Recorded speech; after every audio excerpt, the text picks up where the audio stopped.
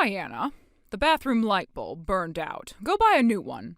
Oh, and while you're at it, grab some flour, a large bottle of sake, and a bulk bag of potatoes.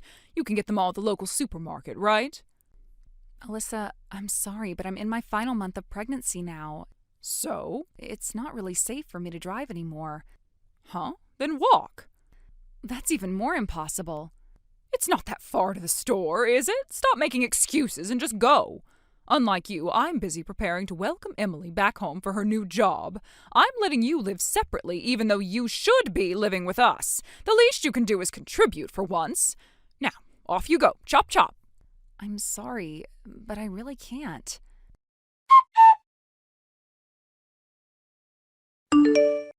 Diana! What do you think you're doing using the supermarket's delivery service? That poor delivery guy showed up at our door carrying all those heavy bags. I was shocked. Explain yourself. I'm not sure what you mean by explain. All the things you asked for were heavy. I'm in my last month of pregnancy. Carrying them myself would have been impossible. You should have driven there like I told you. Perhaps you don't realize since you don't drive, but driving at this stage of pregnancy is dangerous. Oh, stop being dramatic. When I was pregnant, I still did all the housework myself. You're just spoiling yourself. If you act like this now, you'll never survive raising a child. Isn't it a mother's duty to protect her body for the sake of her unborn child? What did you just say? I'm sorry, but I'm currently at my prenatal checkup. I expect to be called in soon, so I'll have to end this conversation here. Don't you dare hang up on me. When you get back, I want you to clean the entire house. You can go to your checkup anytime, but the house needs cleaning now. Diana!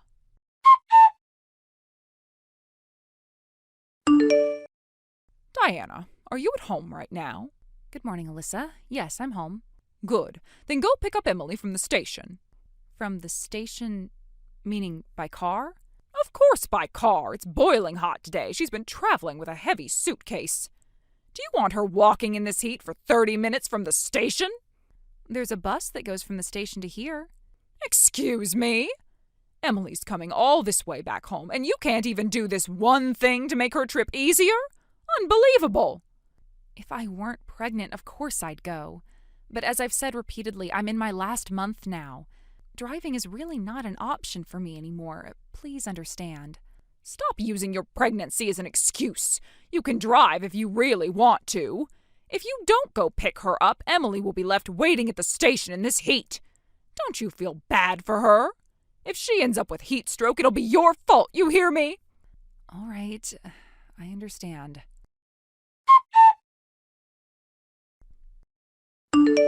Hi, Mom. It's Emily. Oh, Emily, did you already get to the station? Yeah. There was a bus leaving soon, so I hopped on it. Huh? The bus? Yeah. You know that bus only runs twice an hour, right? But I got lucky. Only had to wait for 5 minutes. So I'll be home in no time. Oh, I see. All right then.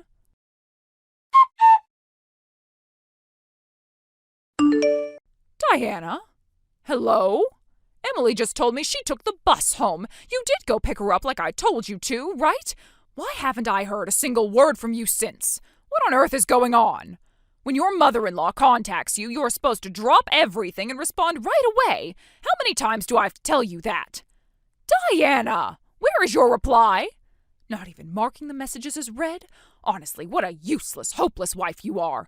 You know what? At this point, I might seriously have to start considering divorce. This is completely unacceptable.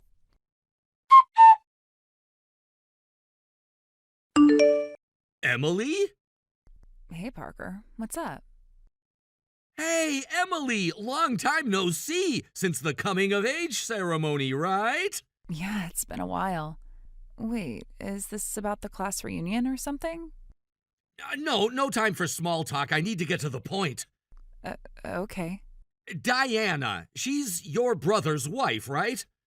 Yeah, my sister-in-law. Why? What happened to her? She was just brought into my hospital by ambulance. What? What happened to her? She passed out while driving. She lost consciousness behind the wheel. Wait, hold on. Diana, she's in her last month of pregnancy, isn't she?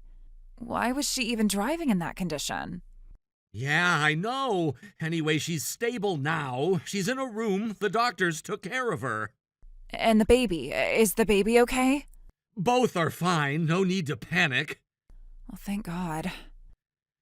We already called your brother from the hospital, but I heard you're back in town today too, so I figured I'd let you know as well. Got it. I'm heading to the hospital right now.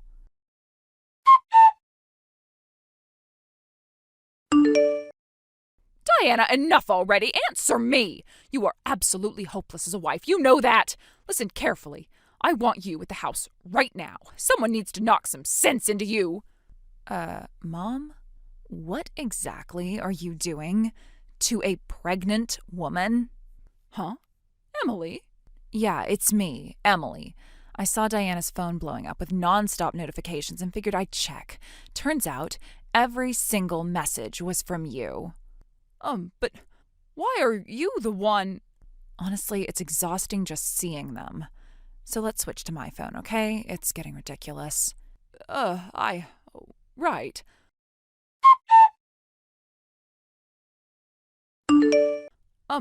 Emily, didn't you say you were heading to visit your friend today? Yeah, that was the plan. But on the way, I got an urgent call from a friend who works as a nurse in the hospital. The hospital nurse? Yeah, Diana's been admitted. Admitted? She passed out in the driver's seat after pulling over to the side of the road. A passerby called an ambulance. What? She told me everything when she woke up. Alyssa, did you seriously make Diana drive while she's in her final month of pregnancy? Just so she could pick me up? Well, yes, I just thought, with this heat, she should.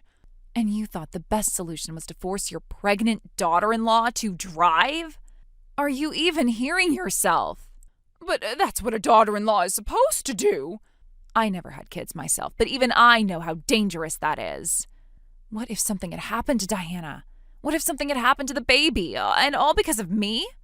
Do you have any idea how terrifying that is? How sick that makes me feel? You're overreacting. Overreacting? Childbirth is life-threatening. It's something where a mother literally risks her life, isn't it? You, of all people, who have gone through it twice, how can you not get that? How could you do this to the woman bringing your grandchild into this world? This isn't just some petty daughter-in-law drama anymore. I didn't mean. That's what makes it worse. If you did this without even realizing how cruel you're being, that's even more dangerous. Emily, please, calm down. Oh, by the way, Davis is here with me right now. Davis is there? Yeah, and guess what? He feels exactly the same way I do. He said he'll never forgive you either. No. I'm going back to the house to grab the suitcase I left, but I'm not staying. I'll take everything from my room and move it all to my friend's place. Why are you making such a big deal of this? Because I'm cutting ties with you. What else would I do? What? Oh, and don't bother trying to contact Diana again. I've already made sure she blocked you. No. Oh, this can't be.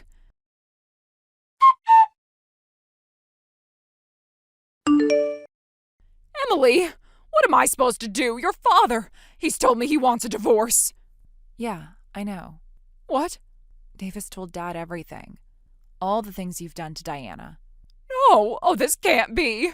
Dad said if you sign the divorce papers without making a fuss, he'll make sure you're financially supported for a while, so you won't be left high and dry after living as a housewife all these years. He's still being kind, isn't he? No, divorce, and now Davis and you're cutting me off too? How did it come to this? There's only one answer to that. You brought it on yourself.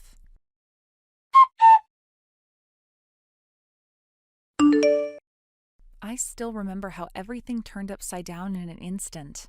One moment I was driving, trying to push through another exhausting day. The next, I was collapsing behind the wheel. The stress, the endless emotional strain from the suffocating family politics, the late stages of pregnancy, it all finally caught up to me. I woke up in the sterile white walls of a hospital room, disoriented, overwhelmed by the quiet beeping of monitors, the distant echoes of medical staff. But amidst the chaos of that moment, a miracle arrived. While I was still in the hospital, contractions began without warning. Everything happened so quickly. Before I could even fully process what was going on, my son was born into the world. A healthy, crying, perfect little boy. In that moment, everything else seemed to fade away. All the bitterness, the betrayals, the relentless pressures of dealing with my in-laws, none of it mattered. He was here, he was safe, and despite everything, both of us were healthy. That alone felt like the universe was giving me a second chance. When I was finally discharged, I expected to return to the old house near my husband's family home, the same suffocating space filled with ghosts of arguments and unwanted meddling. But instead, I was greeted with something completely unexpected. The address they took me to was in a completely different city, about an hour away from my husband's old family house. It was a fresh start, a brand new apartment, untouched by the poisonous memories of the past, a place where I could finally breathe. I later learned that during my hospitalization, while I was unconscious and helpless, everything had reached its conclusion. My husband and his father had made the decision I had quietly prayed for, but never dared hope would actually happen. They severed all ties with my mother-in-law. The woman who had made my life a living hell for so long, who constantly belittled me, controlled me, inserted herself into every aspect of our marriage, our finances, even my pregnancy, was finally gone. Apparently, my father-in-law had officially divorced her while I was still in the hospital. There were no dramatic scenes, no desperate pleas for reconciliation.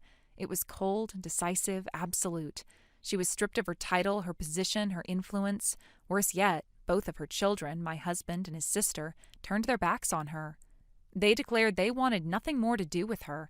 She was cut off entirely. The humiliation was public. Neighbors whispered about her downfall. Old acquaintances avoided her gaze.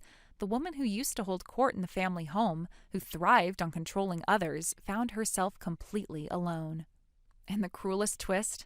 The grandchild she had once pretended to look forward to meeting, the grandchild she bragged about to her friends, even as she scorned me, she would never lay eyes on him. She wasn't even given a photo. It was as if she had been erased from our family tree, her existence nothing more than a bad memory we all desperately wanted to forget. From what I heard, she tried to cling to the few distant relatives she had left, but none of them wanted anything to do with her. Years of arrogance, of lording over others, of treating people like pawns, those bridges were long burned. She had nowhere to go. In the end, she moved into a cramped, suffocating one-room apartment in a run-down part of town. Gone were the fancy kitchens, the designer furniture, the manicured gardens she once obsessed over. Her world was reduced to 4 walls and a stained futon. The lavish lifestyle she had once clung to like a badge of superiority had vanished. Now she lived hand to mouth, barely scraping by on the wages of a part-time job she had no choice but to take at a local supermarket. And even there, the humiliation followed her. Customers whispered, coworkers pitied her. She, who once looked down on people like them, was now among them, lower than them perhaps, for she had fallen from a greater height. It was said that at night she lay alone in that dingy apartment, drowning in regret. She would weep silently into her pillow, haunted by the echoes of a family that no longer existed. There was no one left to lean on, no friends, no children, no spouse. She had gambled everything on control, on status, on pride, and lost. Sometimes I wondered if she deserved even that tiny shred of sympathy. A part of me, the part that had once cried endless nights under her tyranny, felt satisfied knowing that justice had finally been served. But another part of me, perhaps the mother I had become, felt a hollow ache when I thought of her. No one, no matter how cruel, deserved such an empty, loveless ending. But life has a way of balancing the scales. While she was facing her solitary, bitter twilight years, I found myself surrounded by warmth. My husband, once suffocated by the oppressive influence of his mother, had changed. The weight of her manipulation lifted, and he became a different man, gentler, more attentive, more willing to stand by me as an equal, not as someone trying to balance between his wife and his domineering mother.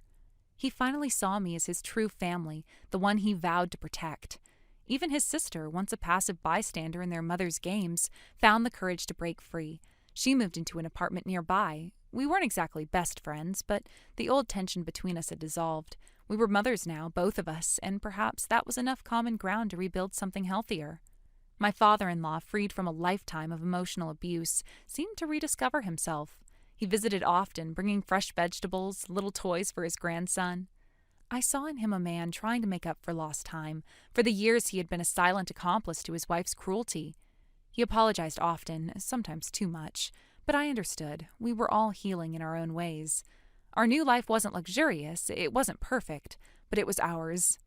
There were no more surprise visits from the in-laws barging in without notice, no more lectures about how I wasn't raising my son correctly, no more cruel remarks about my cooking, my cleaning, my appearance. I could finally decorate our home the way I wanted. I could cook meals that made us happy, not meals that met some impossible standard set by a bitter old woman. Every night I tucked my son into his crib in a room that felt like a sanctuary, not like a prison. And I would whisper to him about the future, our future. One built not on control, not on appearances, but on love, respect, and honesty. Sometimes I still had nightmares, visions of my mother-in-law barging into our peaceful life, trying to reclaim what she believed was hers. But then I would wake up to the soft breathing of my son, the gentle touch of my husband's hand in mine, and I knew I was safe. She couldn't hurt us anymore. Her kingdom of lies had crumbled, and in its place, we built something real. Even now, when I hear rumors of her pitiful existence, I feel nothing. Not pity, not satisfaction, just emptiness. She was a chapter we had closed, a ghost of a past life I no longer recognized. Perhaps that was the greatest revenge of all. Not that she was left alone, but that we were no longer even needing to think of her. She had made herself irrelevant. The memory of that day, the day everything changed, still haunts me. I had been so exhausted, so physically and emotionally drained by the constant battles and stress, that my body had finally rebelled. I collapsed behind the wheel while driving, a mixture of fatigue and the overwhelming emotional toll that had been building up over the years. Everything felt like too much. My pregnancy, which had been fraught with tension and the strain of familial expectations, became the final breaking point. And thank God that was the case. Thank you for watching and listening. We hope you enjoyed the video. Don't forget to like this video and subscribe. Also, feel free to leave a comment about what you thought of the story. We look forward to seeing you at the next story. Thank you for watching. Please subscribe and hit the like button. See you next time.